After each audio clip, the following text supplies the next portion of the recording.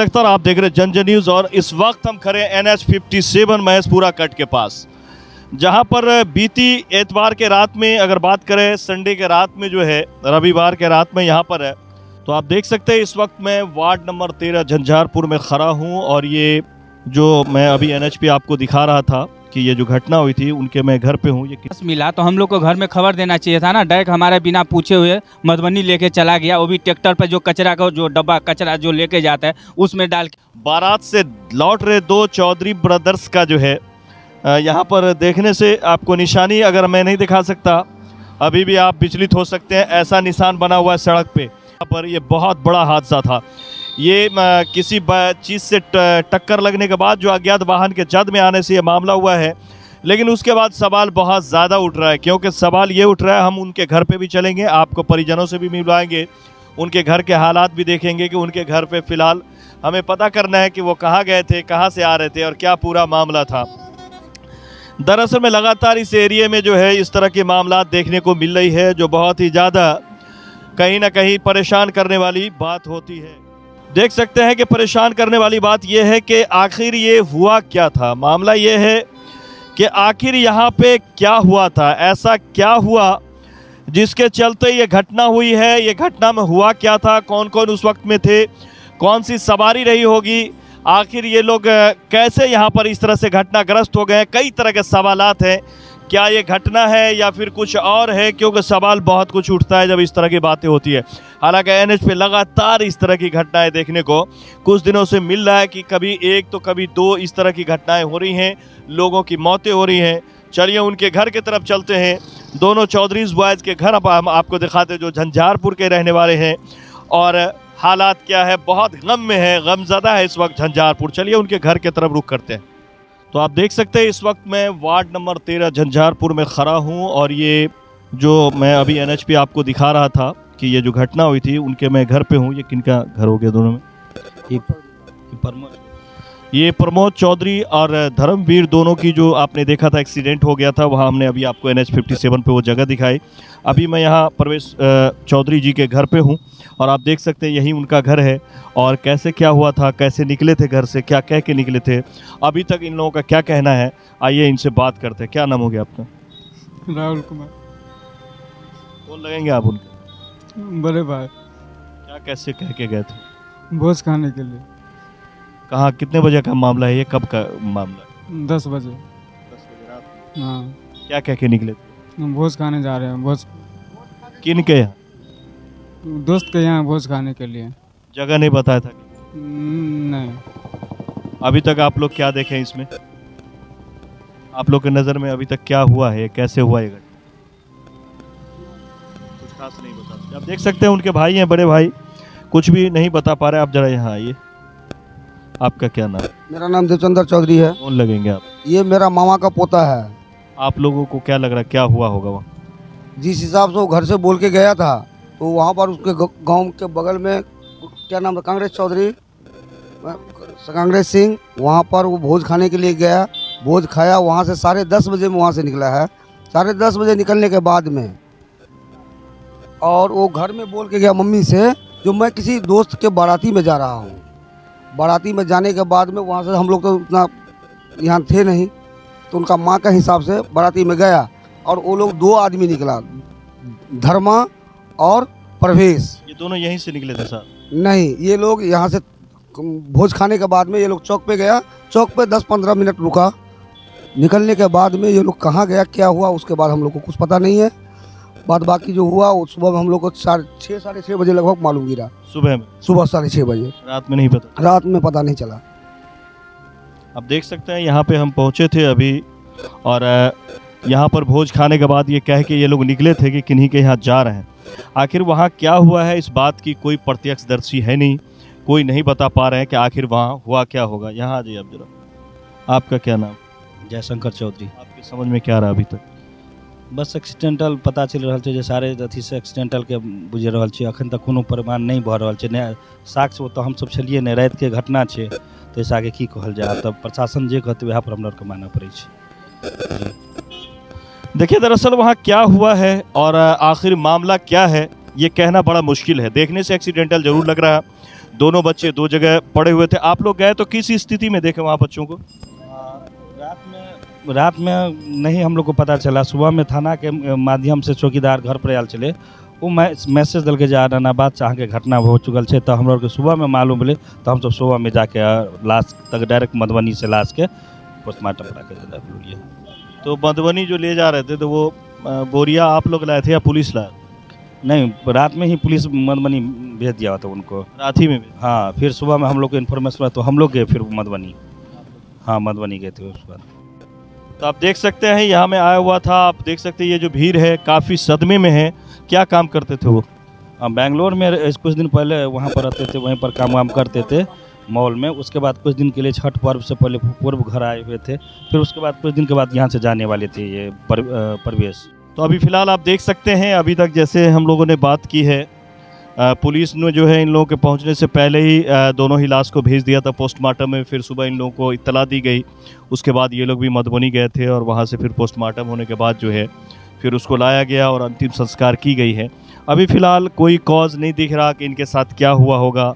ये किसी ने एक्सीडेंट कर दिया या खुद ब खुद हो गए हैं। बारात का मामला था, वहाँ कोई थे नहीं, इसीलिए कहना बड़ा मुश्किल है कि उन लोगों के साथ हुआ क्या था। कोई भी प्रत्यक्षदर्शी है नहीं।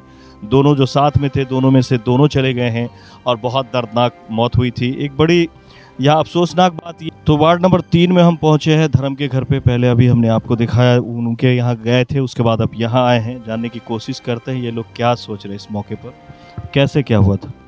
सर ये तो आए यहाँ पे, अब कह रहे हैं बाराती जाएंगे, खाना वाना खा के। मम्मी आप खाना बना लीजिए, आप खा लीजिए, मैं बाराती जा रहा हूँ। ये सब निकले यहाँ से। तब इसके बाद नहीं पता चला, जब कब कह रहे हम सुबह आएंगे, सुबह से पता नहीं चला। अब हम सबको जब सब पता चला है तो सुबह हम छानबीन किए हैं 6 बजे के बाद।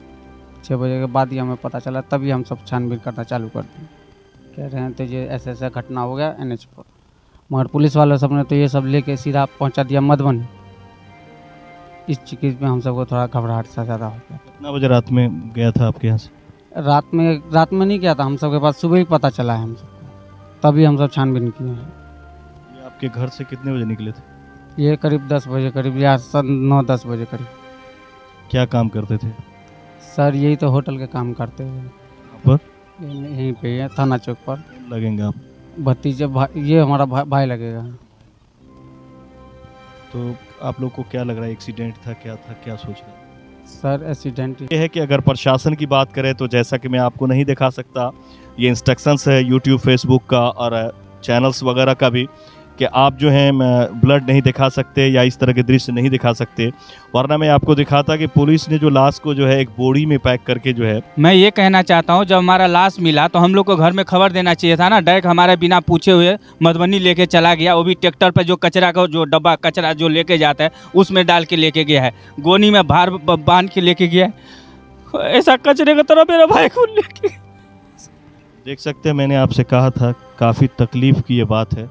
और फिर उसको ट्रैक्टर पे रख के ले गई है। ट्रैक्टर तक तो चलिए ठीक है, सवारी है, किसी भी सवारी पे ले जाया जा सकता है, लेकिन कम से कम लाश को मरने के बाद भी लोग इंसानी होता है, कम से कम नया प्लास्टिक मंगा करके उसमें पैक करके फिर ले जानी चाहिए। इंसान की इंसानियत मरनी नहीं चाहिए। ये प्रशासन ने जो किया है ये बढ़िया नहीं किया है, इस तरह की बात नहीं होनी चाहिए। इससे काफ़ी आहत है। गार्जियंस ने 2-3 बार हमको फ़ोन करके इन लोगों ने ये बात बताया कि देखिए इस तरह की बात हुआ है। ऐसा नहीं होना चाहिए। आप प्रशासन हैं, आप पे लोगों का भरोसा होता है। ऐसा ही वक्त में भी अगर आप अच्छे तरह से हैंडल नहीं करेंगे तो फिर किस वक्त के लिए आपसे विश्वास किया जाए। हमारे लिए आपके पास करने के लिए कुछ नहीं था, बस एक अच्छी प्लास्टिक मंगाते, उसमें पैक करते और फिर उसको इज्जत के साथ जहां पहुंचाना था वहां पहुंचाते और फिर पोस्टमार्टम के बाद यहां पहुंचा देते, तो ये अच्छा था। थोड़ा सा बोरिया में पैक करके जैसे ट्रैक्टर पर रख के ले जाया गया, ये थोड़ा दुखद घटना है। ये घटना के बाद भी ये दुखद घटना है। ऐसा नहीं होना चाहिए। प्रशासन को इस पर एक्शन लेने की आवश्यकता है कि इस तरह का मामला दोबारा नहीं हो। फिलहाल देख सकते हैं ये एक मॉल में काम किया करते थे, अपने घर आए हुए थे और बहुत जल्दी फिर जो है वो जाने वाले भी थे। और इस घर के काफ़ी जो आपके कौन लगेंगे? मेरा तो भतीजा ही लगता है रिश्ता में। कहाँ पे मुलाकात हुई थी आखिरी बार? आखिरी बार घरे के पास हुआ था, बोला कि वो भी भोज खा के आते हैं तब मिलते हैं, बाराती में जाएंगे। आप ही से? हाँ, आप ही हमसे ही बोले थे। कितना बज रहा था? 10:30 बजे में। फिर उसके बाद कैसे क्या हुआ, कुछ पता है आप? सो सब कुछ नहीं मालूम चला। 10 बजे करीब हम मतलब खाना खा के निकले घर से, वो सब बोला कि हम बाराती जाएंगे तो मिलते हैं उसके बाद थोड़ी देर बाद चौक पे। चौक पे गए, मिलने के बाद उसके बाद हम कॉल किए तो चौक पे भी नहीं मिला, कॉल नहीं रिसीव कर रहा था। सुबह हुआ जब तो सुबह में यही घटना मालूम। रात में आप लोग नहीं नहीं, रात में कोई नहीं समझ पाए हम सब। बस आब की कयल जाय, बस आब तऽ हमसब प्रक्रियामे लागल छी। ओकर जे विशेष आगे जे कार्यक्रम छै से सब आब गंगा स्नान कऽ कऽ तकर बाद से सजना सम्पन्न छै। ओकर आत्माके शांतिके लेल हरेक प्रार्थना कर रहल छै जे भगवान ओकर आत्माके शांति दे। देख सकते हैं अब परिवार जो है आगे की जो बात करें हिंदू धर्म रीति रिवाज के हिसाब से जिस तरह से कांड होता है कर्म क्रिया उसमें लगे हुए हैं। उसके बाद जो है देख सकते हैं हम यहाँ धर्म के यहाँ भी आए थे। बात करें अगर तो मैंने आपको बताया था कि दोनों ही कुंवारा थे और ये तकरीबन 9:30-10 बजे रात में निकले थे अपने घर से बारात के लिए। और धुंध का भी फॉग का भी मौसम है अभी। दिन में तो समझ में नहीं आती लेकिन रात में फॉग काफ़ी ज़्यादा लगता है। और जहाँ पे मैं गया था अभी स्पॉट आपको दिखाया तो चारों तरफ धान की खेत भी लगी हुई है। और जहाँ पे धान का खेत हो और चारों तरफ खाली हो तो वहाँ धुंध कुछ ज़्यादा आती है सड़कों पे अगर आप बात करें तो। आखिर वहाँ हुआ क्या था, दोनों फैमिली से एक्सीडेंट ही मान रही है किसी की, क्योंकि किसी ने देखा नहीं था कि क्या हुआ और कैसे हुआ। इन लोगों को जब तक पता चले तो पुलिस ने बताया कि आपके बच्चों के साथ ये हो गया है। उसके बाद मधुबनी ले जाया गया। सरकार से मैं ये अनुरोध करूंगा कि सरकार से मैं गुजारिश करूंगा कि एक्सीडेंटल जो रोड का एक्सीडेंटल मुआवजा होता है वो दोनों परिवार को जो है बिना किसी मेहनत के दिला दिया जाए ताकि उससे थोड़ी सी राहत मिल सके। जाने वाले तो जा चुके हैं। फैमिली में बहुत ज़्यादा दर्द का माहौल है क्योंकि आप देख सकते हैं अभी दोनों में से किसी की शादी भी नहीं हुई थी। काफ़ी जो है परिवार में हंसी मजाक और काफ़ी हैंडसम बॉयज़ थे जो हमने आपको फ़ोटो दिखाया था। देखने के बाद काफ़ी तकलीफ, मैं भी उन्हें जानता था पहले से ही, कई बार मुलाकात हो चुकी थी। ख़ास तौर से इनसे हरिशंकर जी से बहुत पुराना रिश्ता रहा है हमारा, इनके भतीजा भी थे। तो ये बहुत एक गम की बात है। पूरा झंझारपुर इस वक्त में गम में डूबा हुआ है। जो जिधर सुन रहे उधर तकलीफ़ में है। ये NH-57 पर लगातार घटनाएं हो रही है। सरकार को चाहिए कि इसके लिए थोड़ा सा कुछ ना कुछ करे। अगर बात करें तो फुलपरास से लेकर और फिर इधर पैट घाट तक लगातार 2-4 दिनों पे इस तरह की घटनाएं देखने को मिल रही है। सरकार को चाहिए कि इसके लिए कुछ ना कुछ करे ताकि इसको कम किया जाए और वक्त रहते हुए औरों को बचाए। जितना जल्द हो सके दोनों का जो मुआवजा बनता है कम से कम। ये पूरा घर टूट चुका है क्योंकि जो उम्र था, अभी शादी भी नहीं हुआ था, 20-22 साल का लड़का कैसा होता है आप देख सकते हैं। पूरे ख़ानदान से जुड़ाव रहते हैं, उसकी पूरे फैमिली से जुड़ाव रहते हैं, पूरे रिश्तेदार से जुड़ाव रहता है। उस उम्र में वो थे, कितना तकलीफ़ में होगी ये परिवार, ये आप जान सकते हैं। इनकी माँ अभी भी नहीं समझ रही है कि हमारा बच्चा को क्या हुआ, वो है या नहीं है। अभी भी सपने लिए हुए सजोए हुए थे शादी का, लेकिन सारा सपना टूट चुका है। दोनों ही परिवार जो है वो बुरी तरह से टूट चुका है। और अगर बात करें तो पूरे मातम में अभी झंझारपुर फ़िलहाल दिखाई दे रहा है। जिधर भी जा रहा है उधर इस बात की चर्चा है और काफ़ी मातम है। ये NH-57 की अगर बात करें तो बिल्कुल जब से बनी है काल के गाल की तरह लगातार, अगर बात करें पैट घाट से लेकर के फुलपरास तक, तो कोई ना कोई हर 2-4 दिन के बाद लाश ही लाश मिलती है। एक्सीडेंट तो डेली घटनाएं हो रही है और लाश भी अगर बात करें तो 4-5 दिनों पे। इससे पहले भी हमने 2 सगा भाई आपको दिखाया था। उसके बाद फिर एक मास्टर साहब की लाश हमने आपको दिखाया था। अभी जस्ट 3-4 दिन पहले एक लाश हमने आपको दिखाया था। अब ये दोनों बच्चों को आपने देखा। लगातार अगर बात करें तो बहुत ज़्यादा हालात है। और देख सकते हैं यहाँ पर इनकी माँ है और बात करें तो इनको बार बार बेहोश हो रही हैं। अभी भी एक दिन बाद भी हालात जो है वो पूरी तरह से ठीक नहीं हुआ है। तो काफ़ी परिवार टूटा हुआ है और काफ़ी हालात जो है बिगड़े हुए हैं। लोग काफ़ी परेशान है। इसलिए सरकार से मैं चाहूँगा कि इसका जो मुआवजा होता है जितना जल्द हो सके, बिना परेशानी के, ज़्यादा दौड़ भाग ना करना पड़े परिवारों को। छोटा और गरीब फैमिली के लोग हैं ये, जितना जल्द हो सके इनको मुआवजा कम से कम दिलाया जा सके। हालांकि गए हुए को वापस नहीं किया जा सकता। इस घटना से झंझारपुर को बहुत ही ज़्यादा आहत है। मिलते हैं ऐसे।